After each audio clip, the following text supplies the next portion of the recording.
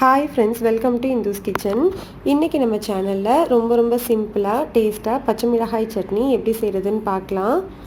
இந்த சட்னி இட்லி தோசையோட ரொம்ப டேஸ்டா இருக்கும். கண்டிப்பா ட்ரை பண்ணி பாருங்க. ஃபர்ஸ்ட் ஒரு மிக்ஸி ஜார்ல 4 பச்சை மிளகாயை ரெண்டா கட் பண்ணிட்டு சேர்த்துக்கலாம். உங்க காரத்துக்கு ஏத்த மாதிரி மிளகாயோட அளவை அட்ஜஸ்ட் பண்ணிக்கோங்க. இப்போ இதுல ஒரு 3 பல்லு பூண்டு, கொஞ்சமா புளி சேர்த்துக்கலாம். இந்த அளவு கரெக்டா இருக்கும். இப்போ இதில் கொஞ்சமாக தண்ணி ஊற்றி நல்லா ஸ்மூத்தான பேஸ்ட்டாக அரைச்சி எடுத்துக்கலாம். இந்த அளவுக்கு நல்லா ஸ்மூத்தாக அரைச்சி தனியாக வச்சுக்கோங்க. இப்போ ஒரு கடாயில் 3 டீஸ்பூன் அளவு எண்ணெய் சூடுபடுத்திக்கலாம். எண்ணெய் சூடானதுக்கப்புறமா 1/2 டீஸ்பூன் அளவு கடுகு, 1/2 டீஸ்பூன் அளவு உளுந்தம்பருப்பு, கொஞ்சமாக கறிவேப்பிலை சேர்த்து பொரிய விட்டுறலாம். 8 சின்ன வெங்காயத்தை நல்லா சின்னதாக கட் பண்ணிவிட்டு சேர்த்துக்கோங்க. ஸ்டவ்வை மீடியம் ஹீட்டில் வச்சுட்டு வெங்காயத்தை ஒரு 2 நிமிஷம் வதக்கி விட்டுறலாம்.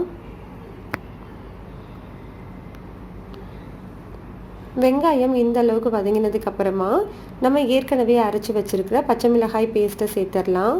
கூடவே ஒரு 1/2 கப் அளவு தண்ணி சேர்த்துக்கோங்க. நான் இன்னைக்கு மிக்ஸி ஜார் கழுவின தண்ணி சேர்த்துருக்கேன்.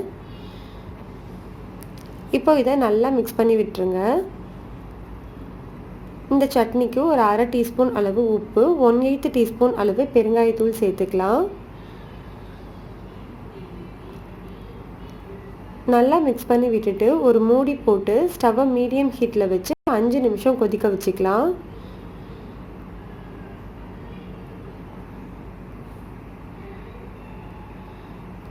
அஞ்சு நிமிஷத்துக்கு அப்புறமா ஓப்பன் பண்ணி பார்க்கலாம். அவ்வளோதான், நம்மளுக்கு சூப்பரான சட்னி ரெடி ஆகிடுச்சு. இதை ஒரு முறை நல்லா மிக்ஸ் பண்ணி விட்டுட்டு ஸ்டவ் ஆஃப் பண்ணிடலாம். கண்டிப்பாக இந்த ரெசிபி நீங்கள் ட்ரை பண்ணி பாருங்கள். பிடிச்சிருந்ததுன்னா லைக் பண்ணுங்கள், ஷேர் பண்ணுங்கள், கமெண்ட் பண்ணுங்கள், சப்ஸ்கிரைப் பண்ணிக்கோங்க.